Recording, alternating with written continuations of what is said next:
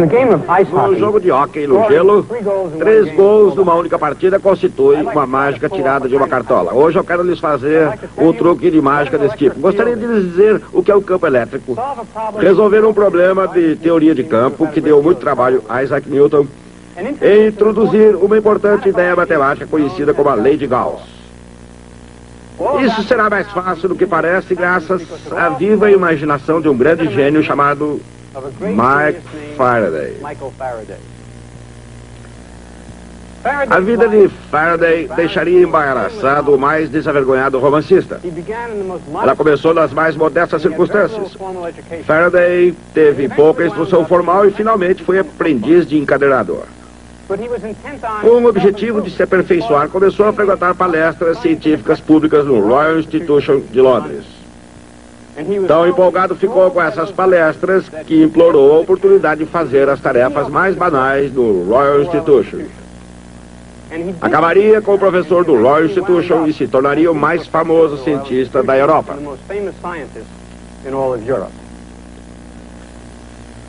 Durante toda a sua carreira, Faraday teve uma compreensão tão deficiente da matemática que era incapaz de ler os trabalhos científicos dos próprios concorrentes. Mesmo assim, sua intuição o levou ao cerne de todos os problemas científicos. E é exatamente uma das maiores ideias que fluíram dessa intuição que desejamos discutir. Trata-se da ideia das linhas de campo elétrico constante, irradiando para todo o espaço.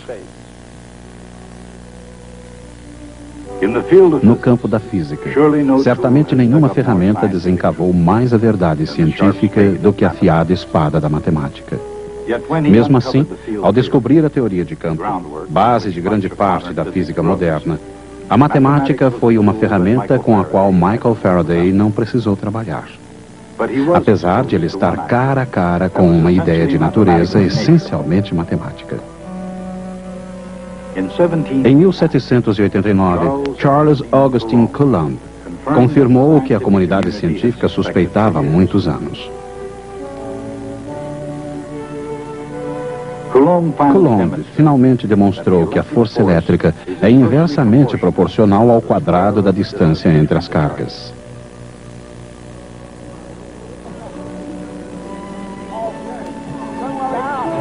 Tão elegante quanto a experiência de Coulomb era o seu conceito. A ideia da relação do inverso do quadrado já constituía uma noção científica importante há algum tempo.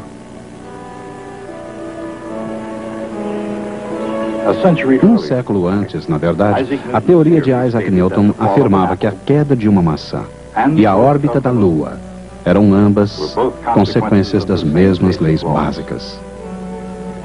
Uma dessas leis, a lei da gravitação universal, afirma que duas massas se atraem mutuamente com uma força inversamente proporcional ao quadrado da distância entre elas. Mas a aplicação dessa lei era difícil, mesmo para o próprio Isaac Newton. Para provar que estava certo, era preciso demonstrar que quando um objeto é atraído para a Terra, ele age como se toda a massa da Terra estivesse concentrada no seu centro.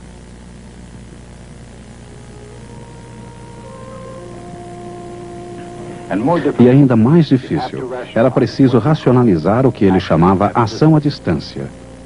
Uma frase que significava que os corpos, como a Terra e o Sol, aplicam forças diretamente uns aos outros, mesmo estando separados por milhões de quilômetros, sem qualquer conexão material entre eles. Embora o grande gênio tenha sido muitas vezes petulante, ele próprio talvez tenha sido obrigado a admitir uma certa insatisfação com a ideia de ação à distância. De forma talvez um pouco na defensiva, Newton escreveu em sua obra Principia: não fui capaz de descobrir a causa dessas propriedades da gravidade e não imagino qualquer hipótese possível. Com essa frase famosa, não imagino qualquer hipótese possível, Newton não se sentiu na obrigação de explicar, seja por meios físicos ou mecânicos, a lei da gravidade. Para nós, é suficiente que a gravidade realmente exista, acrescentou, e atue de acordo com as leis que explicamos. Naturalmente, isso não era o suficiente. Desde então, na Inglaterra, a lei da gravitação passou a ser lei. Por volta do século XIX, quando a lei da gravitação já estava firmemente estabelecida, os seguidores de Newton descobriram que a eletricidade e o magnetismo obedecem a leis semelhantes.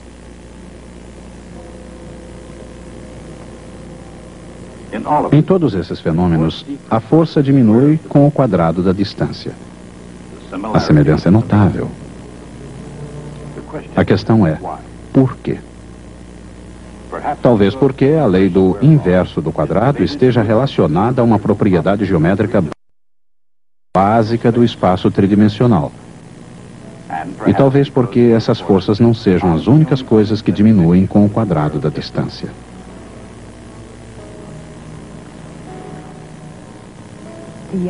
A essência da lei do inverso do quadrado pode ser observada no conceito de fluxo, palavra de origem latina significando vazão.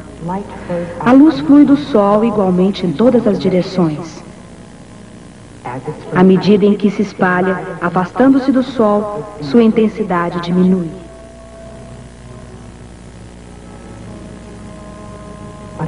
Mas imaginemos uma esfera envolvendo o Sol. Toda a luz passaria através da esfera, independentemente de sua distância ao Sol. E a área de uma esfera aumenta de acordo com o quadrado do seu raio.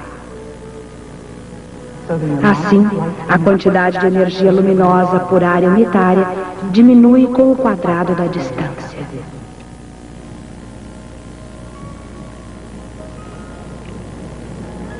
A lei do inverso do quadrado não foi a única ideia estimulante com a qual Faraday teve contato quando jovem. Por volta de 1810, ele era um frequentador regular da Royal Institution, especialmente das palestras do lendário professor Sir Humphry Davy.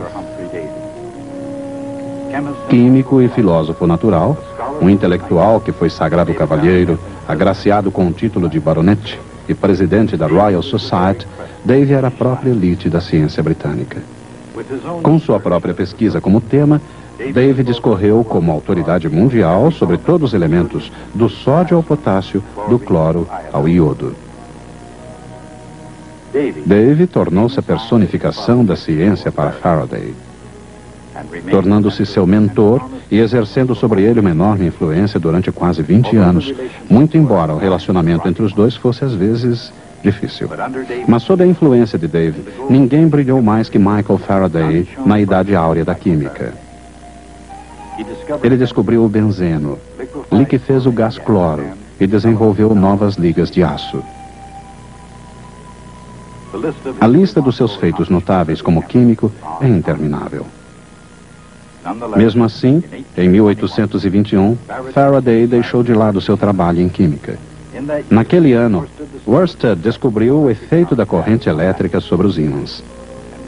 Embora esse efeito possa ser observado claramente hoje, em 1821 isso ainda constituía um grande mistério científico.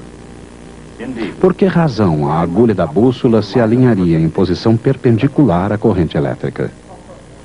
Movido, antes de mais nada, pela curiosidade e solicitado por um editor a escrever um artigo que desse fim à confusão científica, Faraday decidiu que ele mesmo iria solucionar esse mistério. Faraday viu a possibilidade de aproveitar a força da corrente elétrica e inventou um aparelho com essa finalidade. Esse aparelho seria o primeiro motor elétrico. Como teria Michael Faraday conseguido isso? Talvez, por ser incapaz de analisar matematicamente essas forças magnéticas, Faraday foi capaz de torná-las práticas. De qualquer maneira, para Michael Faraday, a eletricidade, assim como o magnetismo, aplicavam forças reais no espaço. Ele começou seu estudo com uma série de premissas. Em qualquer ponto próximo de uma carga elétrica, uma pequena carga de testes fica sujeita a uma força. Se ela é o resultado de apenas uma carga, a configuração das forças detectadas pela carga de testes é simples. A configuração é mais complexa no caso de duas cargas opostas.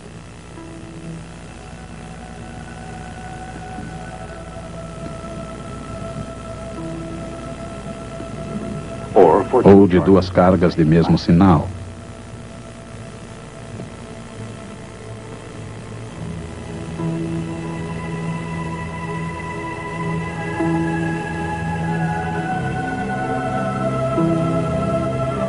E mais complexa ainda, no caso de arranjos mais complicados.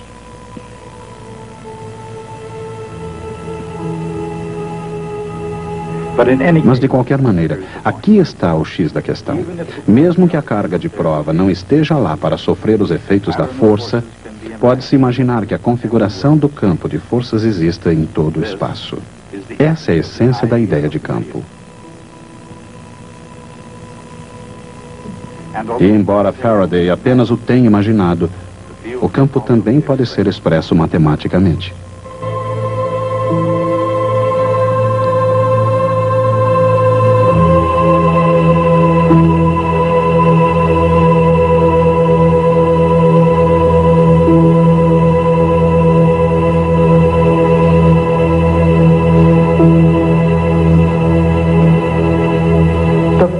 A força que age sobre uma carga de prova em cada ponto do espaço é igual à carga de prova vezes uma quantidade devida exclusivamente às outras cargas. Essa quantidade é o campo elétrico E.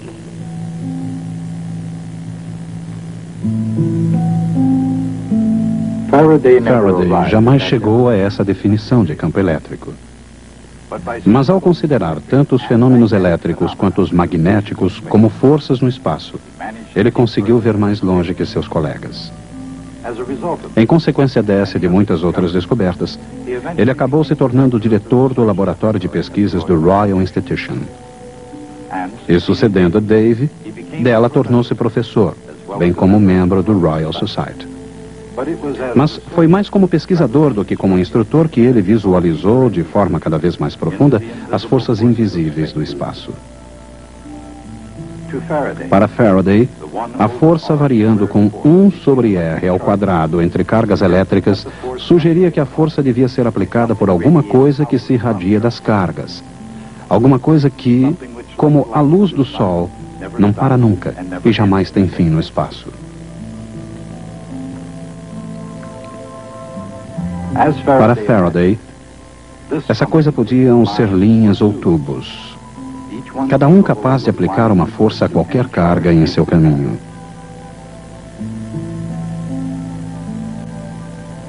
Essas linhas de força começariam sempre em cargas positivas e acabariam sempre em cargas negativas.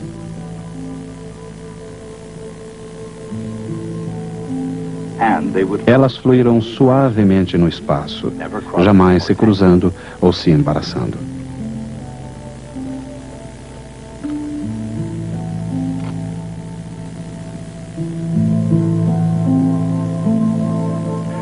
Independentemente da configuração, cada carga geraria uma configuração própria dessas linhas. A força por elas aplicada seria grande perto das cargas onde as linhas estão muito junto umas das outras, e pequena, longe das cargas, onde as linhas estão distantes umas das outras. A capacidade de aplicar uma força reside em cada ponto do espaço. E a força resulta da intensidade das linhas independentemente da localização das cargas que as produzam.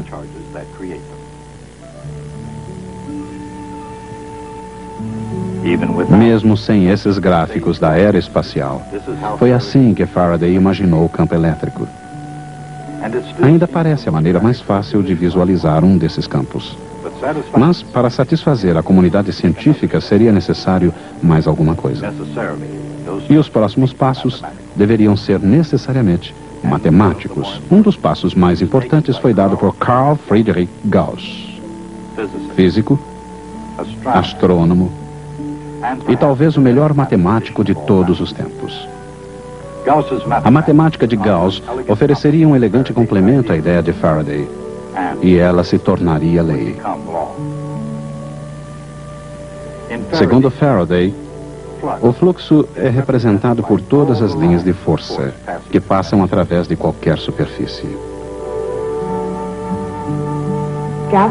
Segundo a lei de Gauss, no caso de qualquer superfície fechada, o fluxo total é proporcional à carga elétrica resultante em seu interior.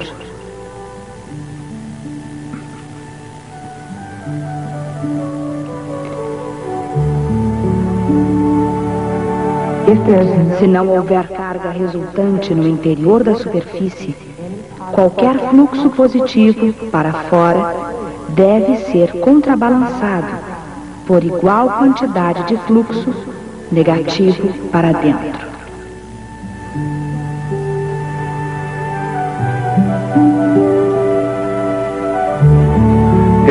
A lei de Gauss, que oferece uma descrição matemática à noção intuitiva de Faraday em relação ao campo elétrico, é, na verdade, uma expressão do significado geométrico de qualquer lei do inverso ao quadrado. Na forma apropriada, ela se aplica não apenas aos campos elétricos, mas também aos campos gravitacionais e magnéticos, e até mesmo à luz que flui do Sol. De qualquer maneira, o trabalho teórico de Gauss, em combinação com o bom senso de Faraday, revela uma série de fatos surpreendentes sobre a própria natureza. Veja, por exemplo, o que acontece dentro de um condutor onde uma rede de íons positivos é neutralizada por elétrons móveis sempre em movimento.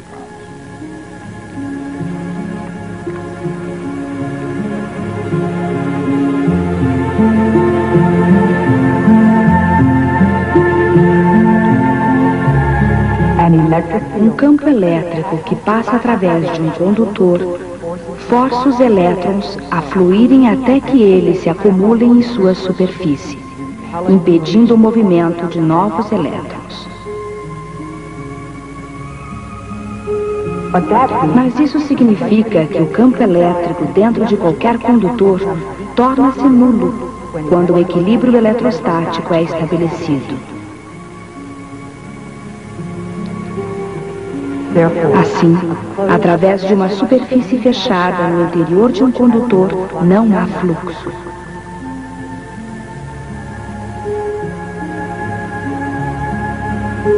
Assim, a carga resultante no seu interior deve ser zero, mas pode haver carga na superfície, e não importa o que esteja do lado de fora, a carga da superfície se distribui de modo que o campo no seu interior seja igual a zero.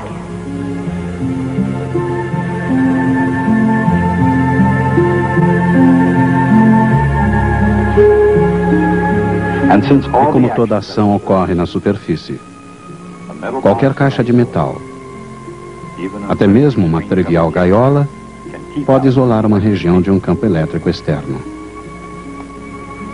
Esse fato pode ser demonstrado com este aparelho, um eletroscópio de lâmina de ouro. Observem como ele reage ao campo de uma carga elétrica.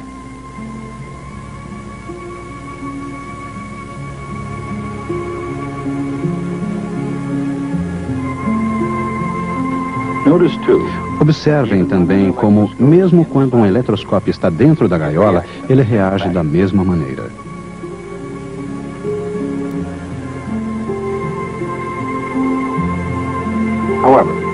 Mas, quando a caixa está envolta, no entanto, o campo elétrico externo não pode entrar para perturbar a lâmina de ouro.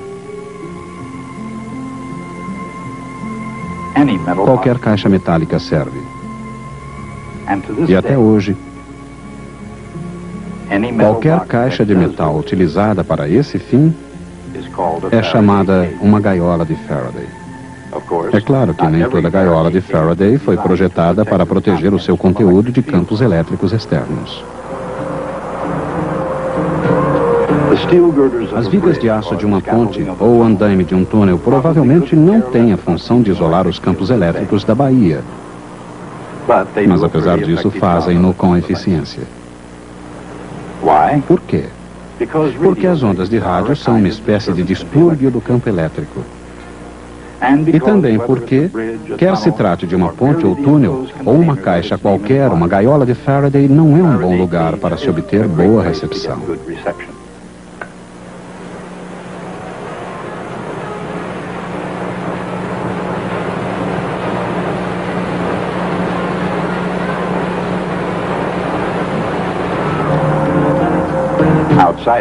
Uma vez fora, a recepção é boa novamente. De qualquer maneira, enquanto os carros podem ir praticamente a qualquer lugar, onde podem ir as linhas de força de uma esfera uniformemente carregada? Um objeto extenso, eletricamente carregado, pode consistir de muitas cargas pontiformes. Mas se sua distribuição for simétrica, o campo elétrico só tem um lugar para onde ir, e ele é para fora. De acordo com a lei de Gauss, o fluxo através de uma superfície fechada depende exclusivamente de carga total encampada. E se a região carregada é uma esfera, seu tamanho não importa. Assim, em outras palavras, o campo elétrico lá fora é o mesmo. Quer a carga seja distribuída uniformemente numa esfera ou concentrada num ponto no centro.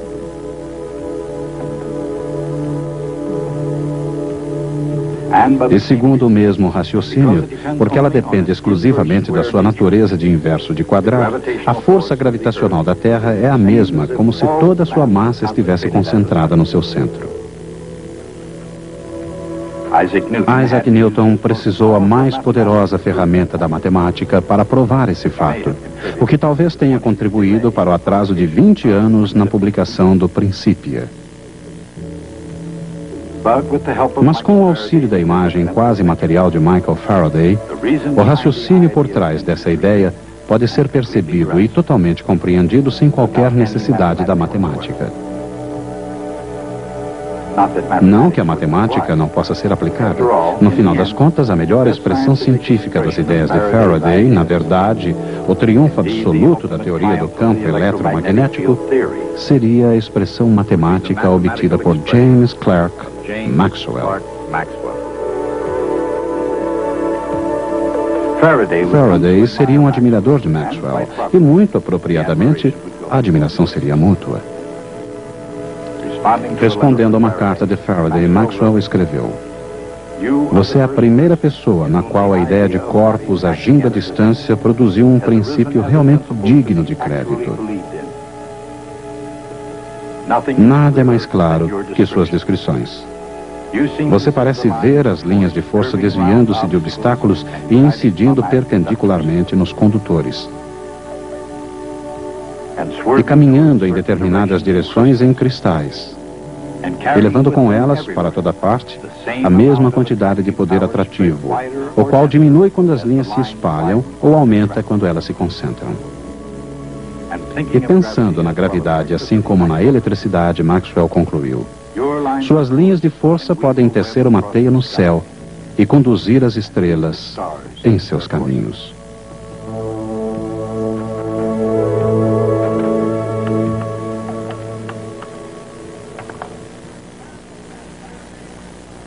Faraday tinha, portanto, a ideia de linhas de força preenchendo todo o espaço. E não há dúvida de que Faraday acreditava que essas linhas existiam realmente no espaço. Foi quando surgiu James Clerk Maxwell. Ele transformou a ideia de Faraday em nossa moderna visão do campo elétrico. Quando isso aconteceu, as linhas de força de Faraday deixaram de existir. Elas desvaneceram. Uma pergunta razoável que vocês poderiam fazer seria: por que se dar ao trabalho de ensinar uma coisa em que já não se acredita mais? Bem, podemos ver essa questão na perspectiva apropriada, considerando algo que ocorre na ciência atual. Sabemos que o núcleo do átomo consiste de partículas menores chamadas prótons e nêutrons. Podemos abrir o núcleo e retirar os prótons e nêutrons e estudá-los. Por isso sabemos que são reais. Também acreditamos hoje que prótons e nêutrons, por sua vez, são formados por componentes ainda menores chamados quarks. Mas é impossível abrir um próton e retirar os quarks individualmente. Os quarks estão escondidos eternamente dentro dos prótons e nêutrons. Isso levanta a seguinte questão: existem realmente os quarks? A questão é muito semelhante à dúvida sobre se as linhas de força de Faraday são reais. E um dia essa questão talvez seja irrelevante. As linhas de força de Faraday foram uma forma de estrutura mental que precisou ser erguida para que se pudesse construir o edifício final, o campo elétrico. Uma vez concluída a construção, o andaime não é mais necessário e pode ser desmanchado. Mas isso não o torna menos importante, pois o edifício não poderia ter sido construído sem esse andaime. Um dia, ao se olhar para trás, é possível que até mesmo a ideia de quarks, que os cientistas hoje acreditam serem reais, passe a ser considerada apenas uma espécie de andaime mental. De qualquer maneira, continuaremos estudando o edifício final da teoria elétrica no próximo programa.